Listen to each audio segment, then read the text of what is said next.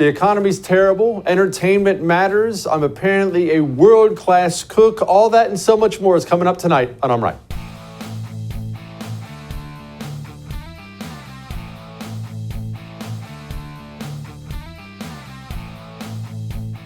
Do you ever hear about these professional athletes who go broke right away as soon as they retire? Have you ever heard about how they go broke? We're going to get to America's economy in a second, and I should clarify before we get going, yes, I did forget to put anything in my hair today before I got on the air. I was on the phone and just kind of forgot, so that's why it looks a little different today. It doesn't matter. I'm practically bald anyway. Who cares? Anyway, back to the economy. We're going to talk about America and America's credit rating, but let's go back to the athlete thing because this will help us understand it. You see an athlete, all these millions of dollars, $100 million contract here and there, and you see him with all the diamond necklaces and mansions and Lamborghinis in the world, and you think, my goodness, that guy has more money than he can spend. And then about 15 minutes after he retires, this happens to half of them, boom, bankruptcy, declares bankruptcy. Well, how's it happen? How is it humanly possible? Well, it's important we understand how that happens and what it means when it happens, because this is coming for all of us here in America. You know how that happens most of the time with these athletes? Let's say they're making $1 million a month. All right, that's a lot of money, obviously, but let's say they're making $1 million a month. We'll make it simplistic. They're finding a way to spend $2 million a month. So I'm making all this money to shoot hoops, but man, I need an extra Lamborghini. I want to rent a yacht for all my friends. I want to do this. I want to do that. I'm spending more than $1 million. I'm spending $2 million a month. But I'm able to do that. I'm able to keep my head above water doing that because I'm still making $1 million a month and $1 million a month and $1 million a month allows me to cover those interest payments. Let's push this off a little further. Hey, what about this? What about that? I can afford better accountants. I can afford better lawyers. So I'm always spending more than I make, but I make so much money. It gives me the freedom to do that. Now let's get to us here in America. You see, the only life you have ever known, the only life I have ever known, I'm 42, the only life we've ever known, no matter your age, is this. America can spend whatever we want. You realize how crazy that is for virtually every other country on the planet and every country in the history of the planet? We spend whatever we want. And just like that drunken athlete, we don't even think about the cost or overspending or that it may end one day because of this. Because our credit rating and the value of our dollar has been so stellar and we've always had so much money coming in, it has given us the freedom to just spend way more than we make every year. No one even bats an eye about it. No one bats an eye about it at all. Here's the problem, though. To do that, to keep spending money without end, you must have the rest of the world agree that your money is stable, that your financial situation is stable. And if we ever get to a place where the world doesn't think that's the case anymore, you and I are about to see a reduction in our standard of living like you've never seen in your lifetime. If America has to start doing what other nations do, and that's live within its means, it's bankruptcy time, baby. And it's time to start opening up our eyes. Fitch, one of these major groups, just downloaded our credit rating from AAA to AA. Now, what does that mean? Well, you have a credit score. I have a credit score. Let's say your credit score is 700 or 750. That's a great credit score. 750. You pay all your bills on time. And you walk into a bank and you want a loan with a 750 credit score. You're going to get the best loan rates they have to offer. Welcome in, Mr. Burns. Here's 3% for you. Good work. If you walk into that same bank with a 600 credit score, they might say, Mr. Burns, you can't have a loan for anything. Or they'll say, oh, we'll give you a loan, Mr. Burns, for 15%. That's us as a nation right now.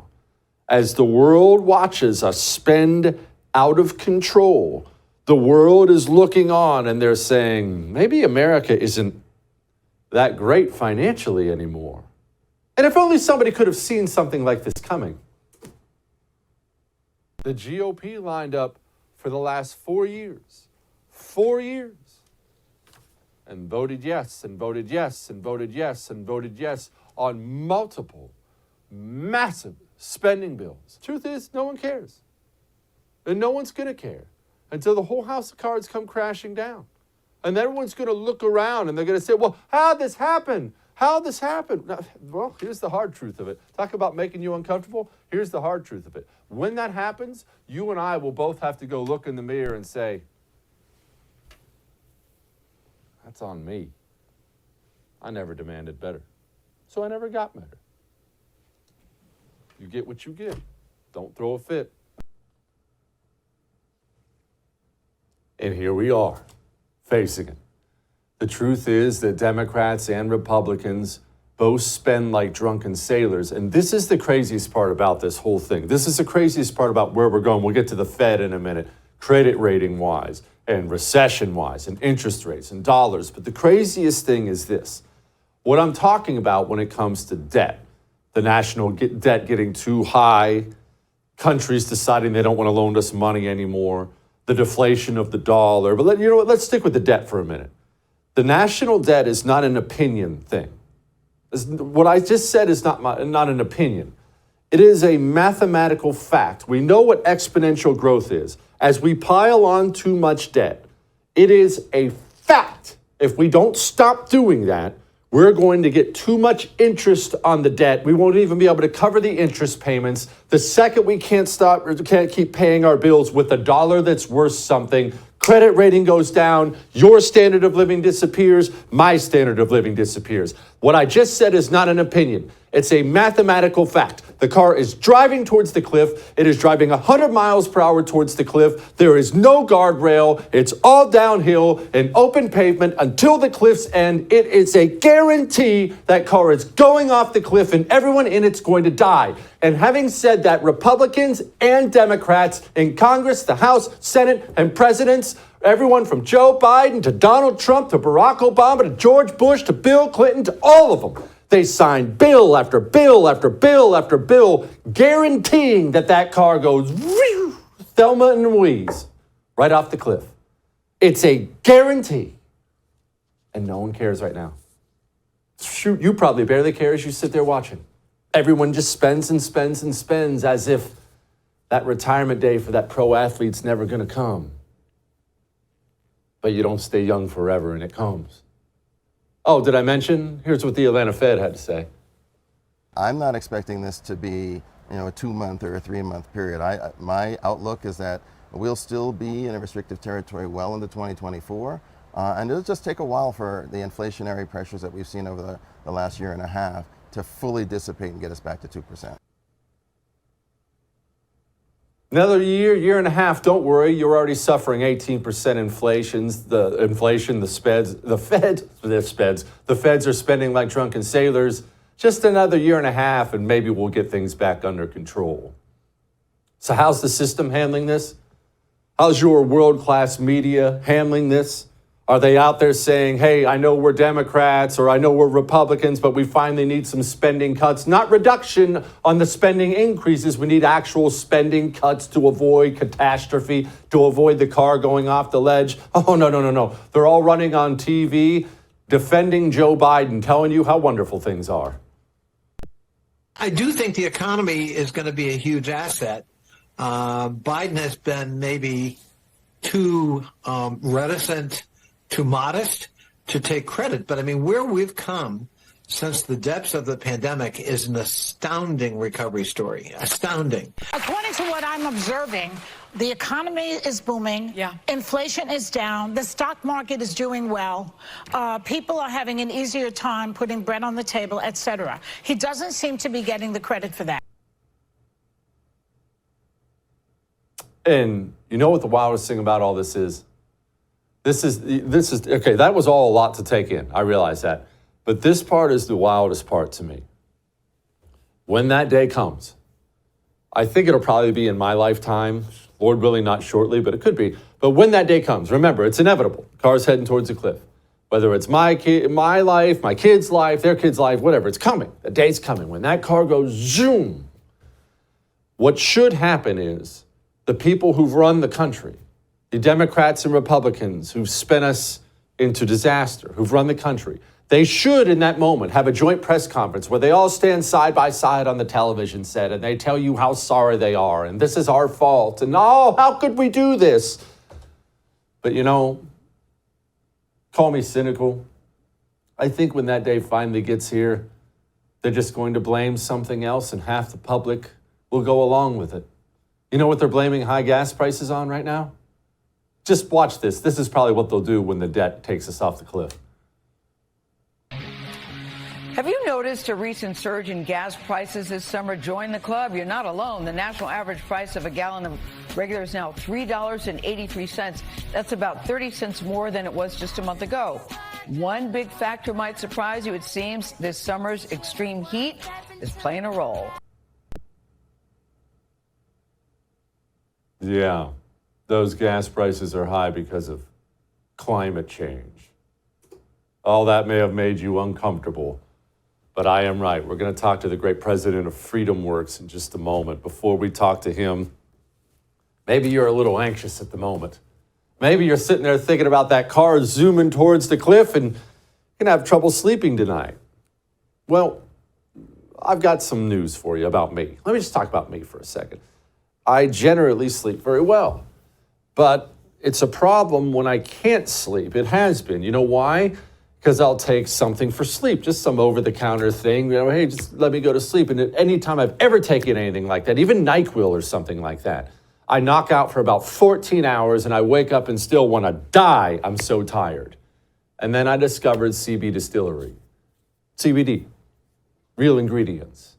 No big pharma stuff, real ingredients. If I take one of their little sleep gummies, sleep like the dead. 8-9 hours and wake up feeling like $1 million.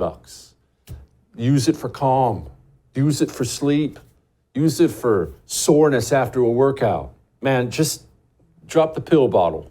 Go to CB Distillery, all right? CBDistillery.com, using the promo code Jesse gets you 20% off everything. CBDistillery.com, promo code Jesse. Go now.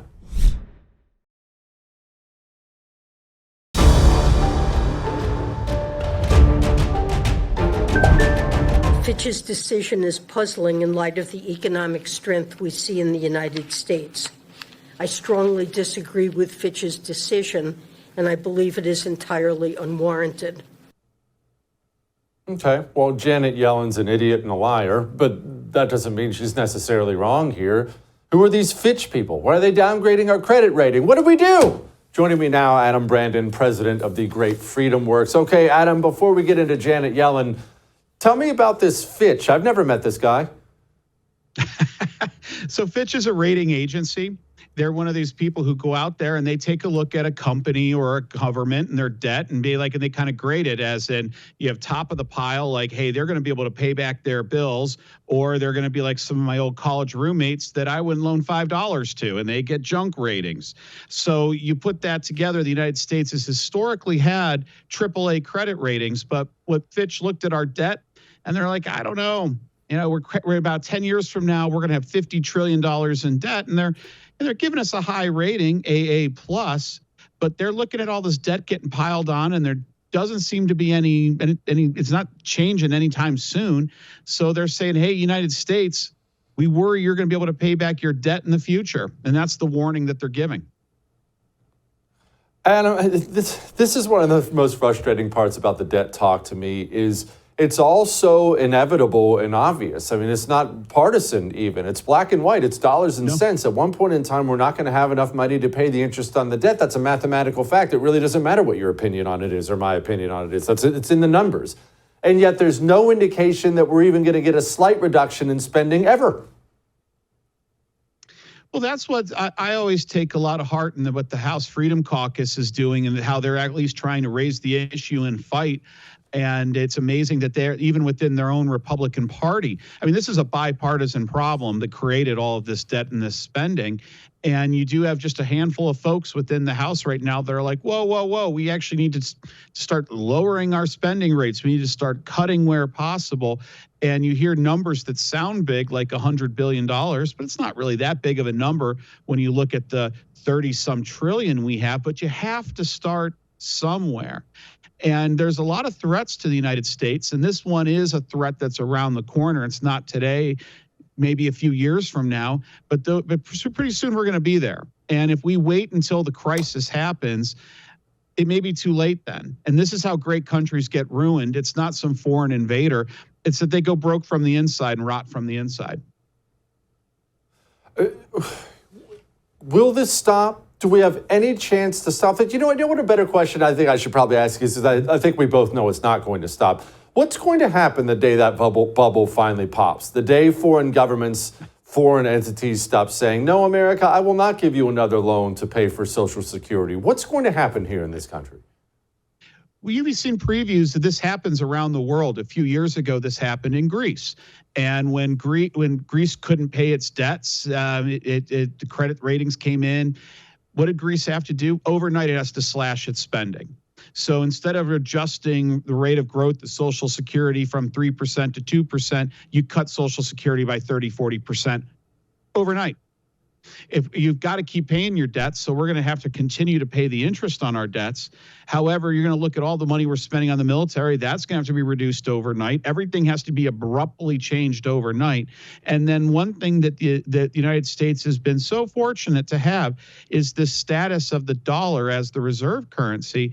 But if you're in a financial crisis and you lose that ability to have the dollar as the reserve currency, all of a sudden we're going to not be able to issue all of this debt. And so that looks at dramatic overnight cuts, which would lead to an absolute catastrophe and just a massive readjustment. This is what happened to Argentina. Argentina was a rich country at one point. Now it's an economic basket case. That's what happens. Now, I have a little bit more hope that as a country, we can rise to this occasion and we can start to address our debt situation. But I wouldn't hold my breath. I wouldn't hold my... Well, you know what? Hey, we got a golden opportunity right now. We have a GOP House, and we have all these appropriations meetings coming up right now. Surely the GOP is going to be out there cutting spending to make sure we can get back on the fiscal track. Well, that's what you would hope to see happen coming up here in the next several months. Unfortunately, it's probably going to be Republican on Republican arguing because, again, I point to people like Chip Roy of Texas, Congressman Chip Roy. He takes spending so seriously. And we'll just see, to me, it makes good politics. Let's just be honest with the American people. We've got a real financial crisis. Let's talk to the American people and be like, hey, we got to start to deal with this. There's no better time than right now to start to deal with this question. Everyone knows it's true. And so you can have this conversation now, or we can continue to pretend that there's nothing. And hey, after the next election and the election after that, we'll finally start to deal with spending. But, we may be done with dealing with spending, but spending's not done with us. And so this is going to come home, and eventually it's probably going to be you and me, or it's definitely going to be my children. I mean, this is a moral issue to me that you have to start dealing with this problem now. Do you think the voters understand this at all? Because the truth is, there hasn't been any incentive for Republicans to cut spending. We know Democrats won't. Republicans don't either, because when they spend like drunken sailors, the voters will time and time again go back to the booth and vote for the same guy who just voted for the latest $1 trillion bill. Maybe the voters deserve what's coming. The way I look at it is you have to be honest with the voters, and I'm not sure the Washington political class has been honest. When you talk about the spending battles that we're having, look, you got to start talking about entitlements. You got to start talking about a Social Security. You have to start talking about Medicare. You have to start talking about defense. You have to start talking about the ways that we're financing our government. I actually have, in my experience, when I travel around the country meeting with grassroots activists, they want to have this conversation. They care. I remember I was there at the beginning of the Tea Party movement. We were having these conversations back then. And I think you got to separate yourself from the hot button politics of the day to this long-term, more sober conversation. And I actually think the politicians that will begin to focus on that long and sober conversation, I think Americans are ready for an adult conversation, an adult debate on how you solve this problem. Because this is, to me, the greatest threat that's coming down to our country. If you want to know how the history books are going to write the demise of the United States, chances are we hollow ourselves out and we go broke. We have the opportunity to solve that problem. Adam, I hope we can solve this problem. I truly do. But let me ask the ultimate hot button question, because you brought it up, and then I'll let you go. Entitlements. Look, everyone loves to say, I want to cut spending, especially Republicans. Cut spending, cut spending. And then you tell that person who's 70 years old, yeah, we're going to have to do something about Social Security. What? That's outrageous. Then Social Security and Medicare are like 2/3 of the budget. Correct.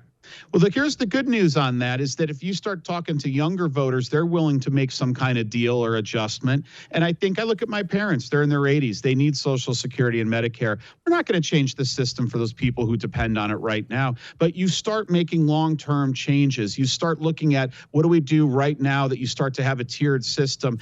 I mean, it makes no sense to me. We're trying to preserve a system like Social Security when it makes far more sense to put younger workers into a system where they get to invest their savings into the stock market. That's going to do so much better for them in the long run. And on things like healthcare, this is where you got to lean on more innovation. You got to lean on some technology. You got to lean on some disruption. So it's not that we have no options, and it's not just cut or not to cut. It's just we have to start getting real creative in how you address these problems. And we're not even having that conversation yet. No, we're not. Adam, thank you, boss. I appreciate you. Hey, thanks for coming, or thanks for having me. Bet, bud. All right. Entertainment. I consider sports part of that too. It does matter. We'll talk a little bit about that and how ours got so rotted out here in a moment. Before we get to that, let's get to this. Making preparations. As you just heard Adam say, it's going to happen in our lifetime. If not, a virtual guarantee for our kids. Chaos. Let's accept it. Let's be adults here. Let's accept chaos is coming. You can just money-wise, it is. Do you have food set aside? No, nothing crazy. You don't need to build a nuclear bunker. I'm not saying that, but do you have 3 months worth of food for everyone who lives in your home? My Patriot Supply will make sure you do, because they have 3-month food kits prepped and ready to go. And right now they're 25% off. 25% off. You have to go to preparewithjessekelly.com. Everyone in your home needs one. Preparewithjessekelly.com. All right? We'll be back.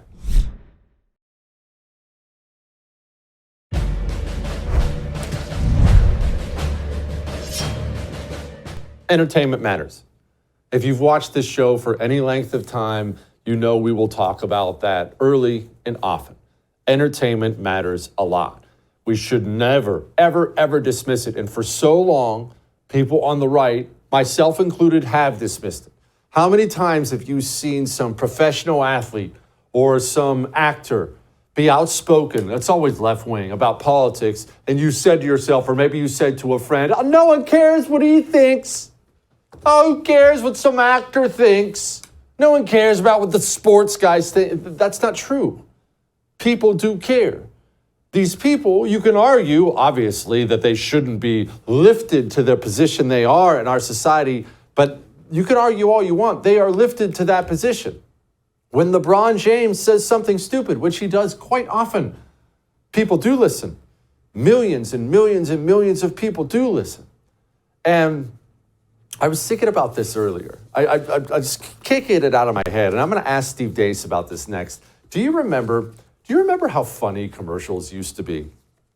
I'm not doing this grandpa back in my day thing, but especially sports commercials. You watch a football game, how great the commercials used to be. The stupid Budweiser frogs, the Terry Tate commercial where he's an office linebacker wiping people out. FedEx used to have the funniest commercials on television. You would sit down, and when the commercials came on, yes, you would see a product advertisement, but you would be entertained. Today, it's either Big Pharma or tranny lives matter. It's all that crap. Why? Because the communists understood that entertainment matters. Sports mattered. That's why they ruined it. That's why all these athletes are commie scum now, all of them.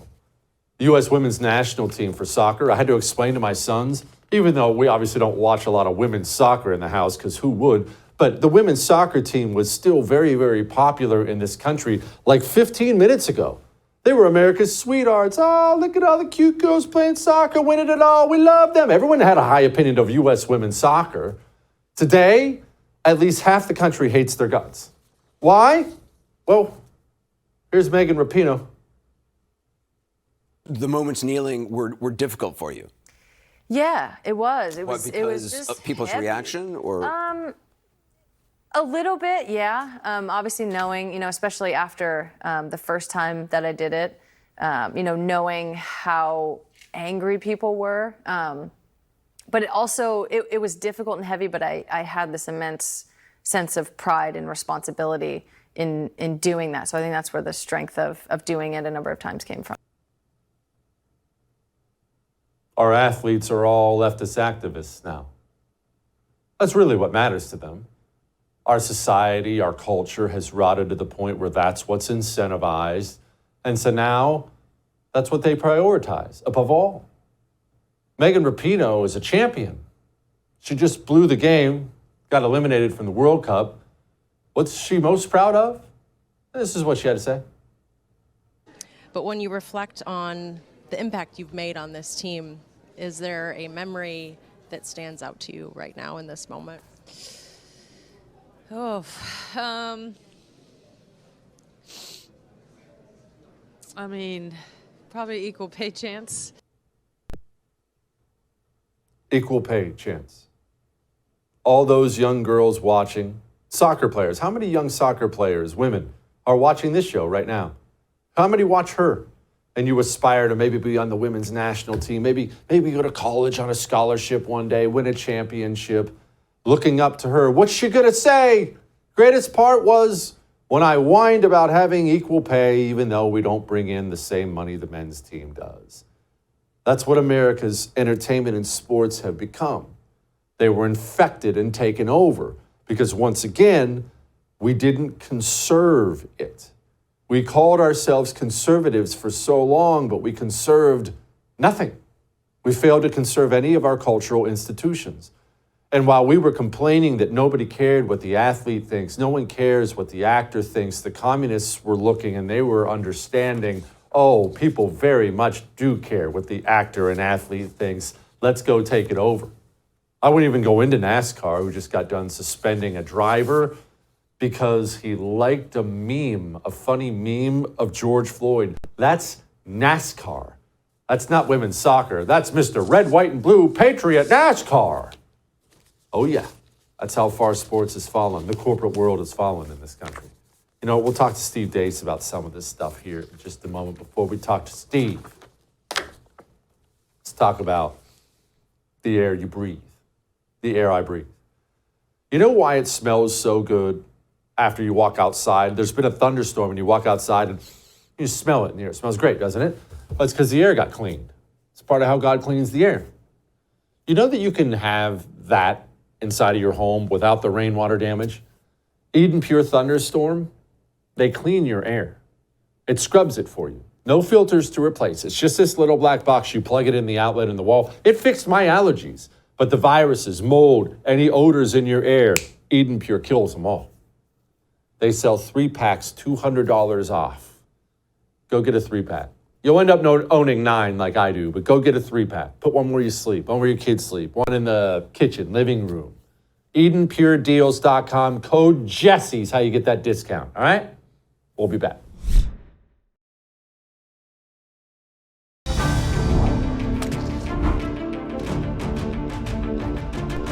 College football.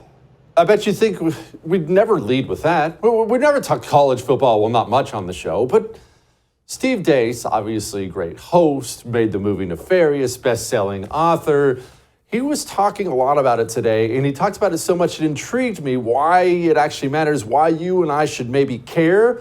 Steve, okay, first let's lead with this for the non-sports fans. College football realignment. What is that? What are you even talking about? What's happening is you're watching a bunch of giant corporations called conferences in college football are consolidating into mega corporations. Does that storyline sound familiar to you at all, Jesse? Do you work in an industry at all where maybe this occurred in a previous era to try to hold off technological advances and rather than admit certain free market realities? What's going on with college football is a metaphor for what's happening on an institutional level altogether. From 1984, when the Supreme Court said that the NCAA could no longer regulate who was on TV and how often, that was antitrust. From 1984 until 2014, with the advent of the college football playoff, few pursuits in America better exemplified free market principles than college football. Everybody was making money hand over fist. There was innovation. There was diversity.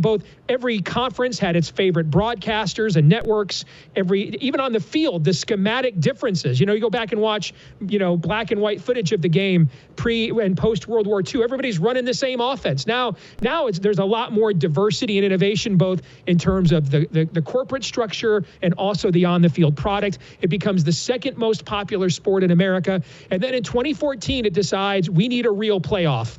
And it creates the second largest TV rights event in the country, other than the Olympics and the Super Bowl. And at that point, the money became so obvious and so huge that it just refused at the same time. All these progressive presidents refused to adapt. And so now the players are still, they're still operating under a generations old paradigm of an education for playing, even though the quality of that education is in the toilet, as you talk about a lot. The quality of education is not worth the paper it's printed on in many cases. And then the amount of money they're generating compared to the value of that education, the model is upside down. And so the same presidents who pay Bernie Sanders $50,000 to come in and go on and on about injustice don't want to advance or evolve the business model of the players at all. This allows the hard left media to pick these players as Che Guevara testimonies. And so now they're all victims, even though, yes, they deserve more. But let's face it, these guys are living a charmed life compared to everybody else on these campuses. But now they're all victims. And so this entire thing now is caught in the nexus of hard left media that doesn't believe in reform, that doesn't believe in polishing stained glass windows, but destroying them. Only the most radical solutions will work. And the fact that it believed it could ignore free market economics for so long. At the same time, there's technological innovations with streaming. What's happened here is a metaphor for what is happening in virtually every other sector of our economy and culture. And college football is just maybe the most high-profile example of it. Okay, well, so we can better understand how it's going to end with the other parts of our culture. How does this end for college football, Steve? Well, you can either live by free market principles or die by something that will be even worse than what they will enact. I think a lot of times on the right, Jesse, over the years, we have preached markets as a salvationary construct. They are not. Free markets do not lift societies out of their immorality. We are for free markets in acknowledging the immorality of people, meaning that we need options, competition, checks and balances. Human nature cannot be trusted. It must be incentivized. These people called the Pilgrims landed here 700 years ago, and they wanted to live out the Book of Acts and keep everything in common. And the young men didn't want to work for the old men. And that first winter, half of them died. And the next winter, John Winthrop was like, shoot, man, I got to incentivize the young men to work. So here's what we're going to do. Everybody, like in the 12 tribes of Israel, every clan gets their own piece of land. The bigger clans get bigger piece of land. They got more mouths to feed. But the bigger your harvest next fall, the more land you will get. He incentivized them to work. He incentivized them to achieve. What happened? America was born with that decision. We have chosen to, on one hand, act as if free markets just magically make people moral. They don't.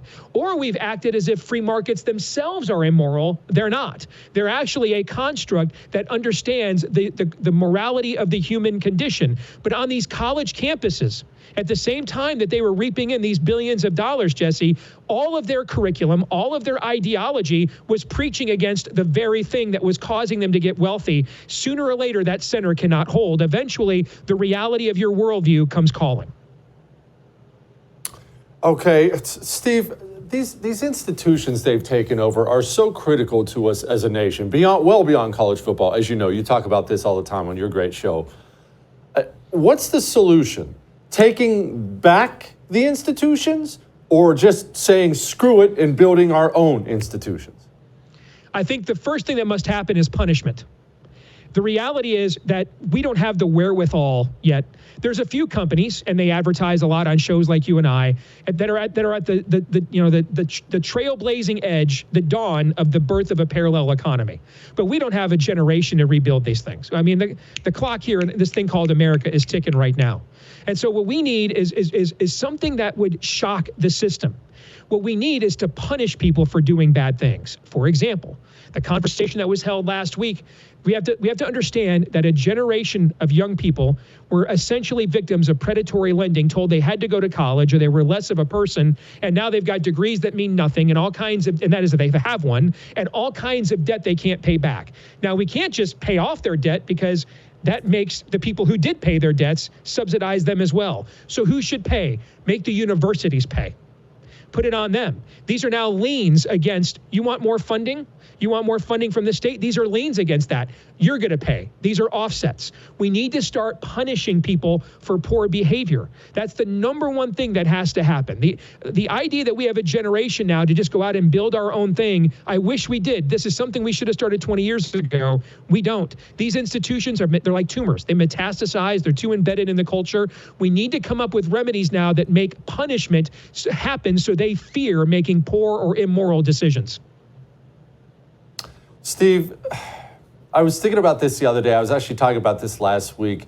I was thinking about the old Terry Tate commercials. Do you remember the Terry Tate office linebacker commercials, the Reebok ones where the linebacker would run through the office smearing everybody on Sundays? And they were like the funniest, greatest things ever.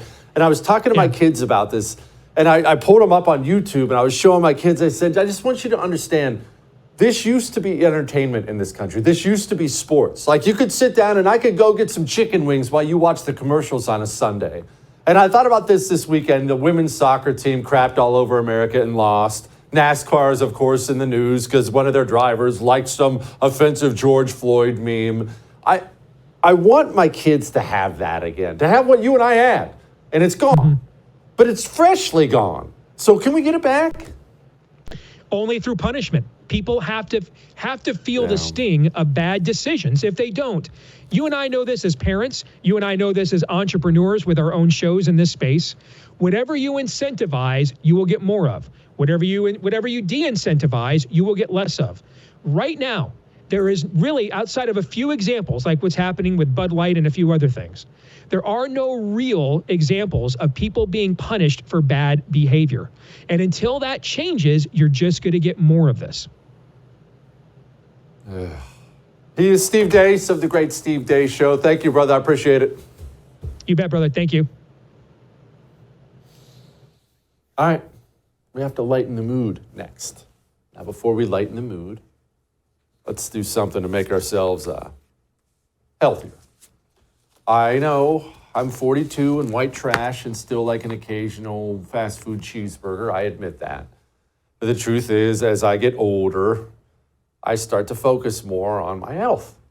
It matters more. I have to focus on it.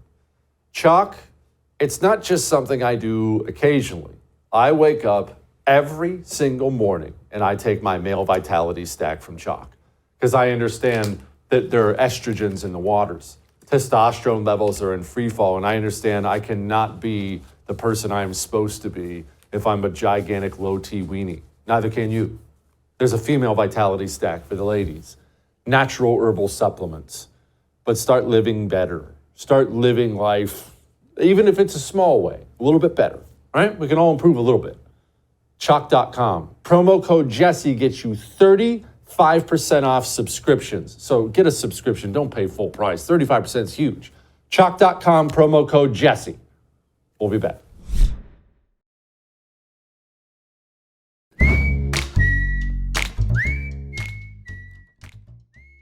All right. To lighten the mood, I'm going to teach you something about brisket, even though I just made my first one. Before we get to that, let's do something serious. Focus. We talk all the time, really, about making preparations. Nothing crazy, nothing drastic. Basic preparations. Part of basic preparations for your life is getting some gold or silver. It has to be in your IRA or 401k. My goodness, what are you doing if it's not? You have got to get something solid in there to protect yourself if that bubble pops, when the bubble pops.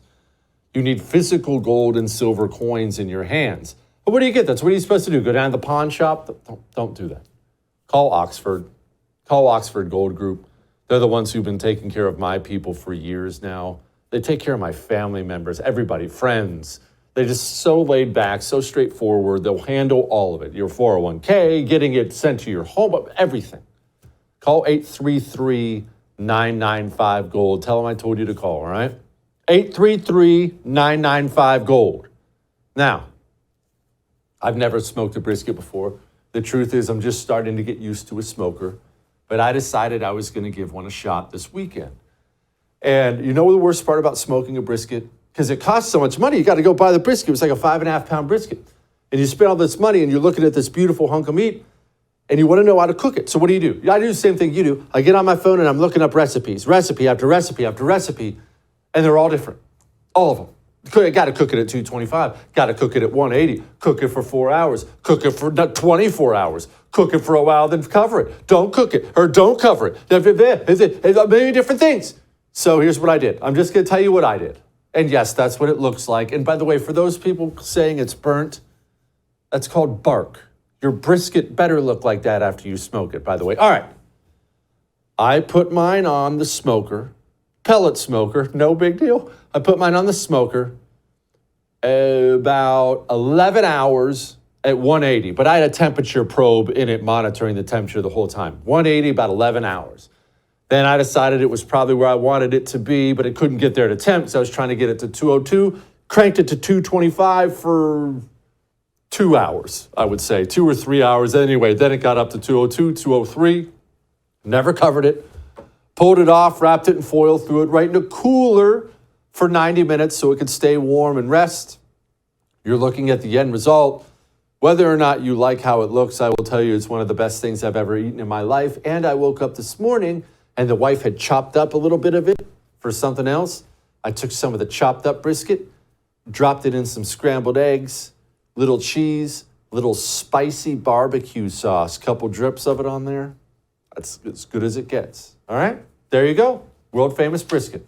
See you tomorrow.